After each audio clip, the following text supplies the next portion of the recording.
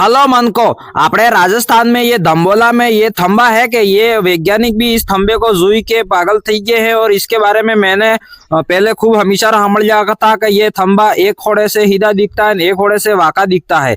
तो फिर मेरे को एवा लगा सेठ जाइन जोवा जोवा तारे रो, मतलब बाप कहता दादा कहता कि जोए तारे रोए है, मतलब पसे मैं कीधु चलो जाते हैं। तो पसे आमी हेंडवा मार गए, तो इधर जाते जाते थोड़ा थोड़ा सीधा था। तो मेरे को लगा कि मैं जाता हूँ, सेठ जाके जोना पड़ेगा, क्योंकि मन को आजकल क्या है कानी डीटी ने आकी हमली बात विश्वास करता, सॉरी आकी डीटी ने कानी हमली, मेरा क्या है वो थंबा वाका, इसलिए मैं भी थोड़ा वाका बोलने लग गया। फिर हम 3-4 जने नवरे ही है, हमारा काम क्या है, तो हम फरते फरते इधर जोवा लागे। तो ये थंबा तो कने जाए के जुजा तो वाका ही था। तो कौन बोलता है इस थंबे को हिदा हो रहा हूँ। फिर इधर आके मैंने जुड़ा तो पर हिदा हट था। फिर मेरे को क्या बोलूं, मेरे को ऐसे गाड़ा वजेवा हो गया।